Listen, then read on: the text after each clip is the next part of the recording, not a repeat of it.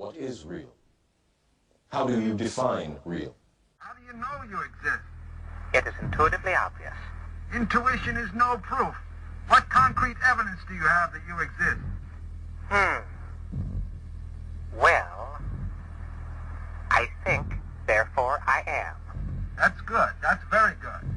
But how do you know that anything else exists? My sensory apparatus reveals it to me. Ah, right. This is fun. Now listen. Here's the big question. How do you know that the evidence your sensory apparatus reveals to you is correct?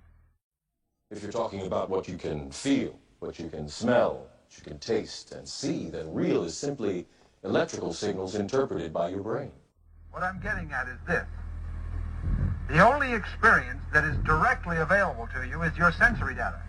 And this sensory data is merely a stream of electrical impulses that stimulates your computing center. In other words, all that I really know about the outside world is relayed to me through my electrical connections. Exactly.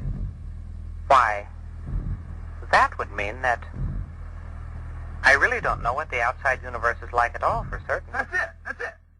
So we're really like blind people groping around with these feeble little senses to determine what reality is. And make sense of the world only if we base the world on consciousness. World is made of consciousness. World is consciousness. Consciousness is the ground of it. Quantum physics makes this as clear as daylight. If you want to see fear in a quantum physicist's eyes, just mention the words, the measurement problem. The measurement problem is this: an atom only appears in a particular place if you measure it. In other words, an atom is spread out all over the place until a conscious observer decides to look at it. So the act of measurement or observation creates the entire universe.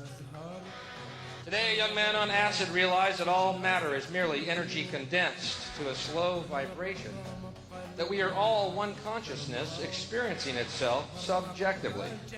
There's no such thing as death. Life is only a dream, and we're the imagination of ourselves. And this is exactly what mystics have been trying to tell us for so many years, that the world is an illusion and that the real world and universe is a non-physical.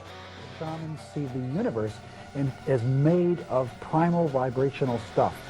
And that really tied into my understanding of quantum physics, because in quantum physics we talk about quantum waves, which are vibrations, out of which all matter is eventually is created or emerges. Atoms are not just unimaginable, they're self-contradictory. They behave both like particles and waves. And it gets weirder. When you're not looking at an atom, it behaves like a spread out wave. But when you look to see where it is, it behaves like a particle.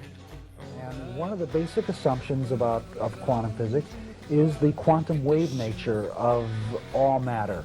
That matter, unobserved, matter on its own, moves and vibrates in waves. But waves of what? Are they water waves? Are they sound waves? Are they electrical waves? No, they're actually waves of nothing. But imagine you're doing music. You need silence to be able to cut it,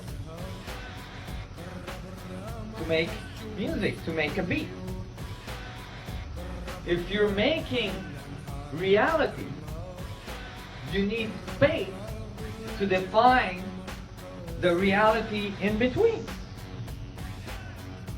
So space, reality could be just various resolutions, right? Various divisions of space in a fractal structured sense. The space that we believe is empty is not really so empty. It's full of a living essence, of a living material that we're only beginning to understand, number one. And number two, the fact, and it is a fact now, that we may have experiences inside of our bodies that influence the world beyond our bodies through the conduit of what's in this space. I mean, if you said to people, is that table solid? They say, of course it is, of course it is. Well, it isn't, it can't be, it's made of atoms, right? And atoms are not solid. Tell me how it does that. Our minds do that by turning vibrational fields into apparently physical objects. Do not try and bend the spoon. That's impossible. Instead, only try to realize the truth. What truth? There is no spoon. There is no spoon? Then you'll see that it is not the spoon that bends, it is only yourself. The bottom line is this: everything is conscious. What we call creation is like an ocean of infinite energy, which is manifesting itself in different forms. The space between things is anything but empty. It is full of a living, pulsating essence that is so new scientists have yet to agree on a single term. Some are calling it a quantum hologram, very technical sounding name.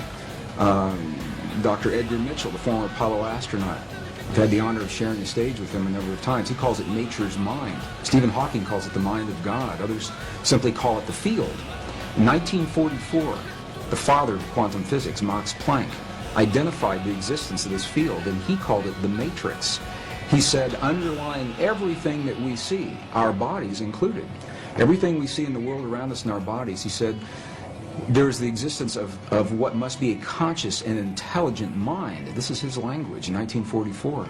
He said that this mind is the matrix of all matter, and it's from his work that the movie series began and many of the ideas that we have today. Your appearance now is what we call residual self-image. It is the mental projection of your digital self.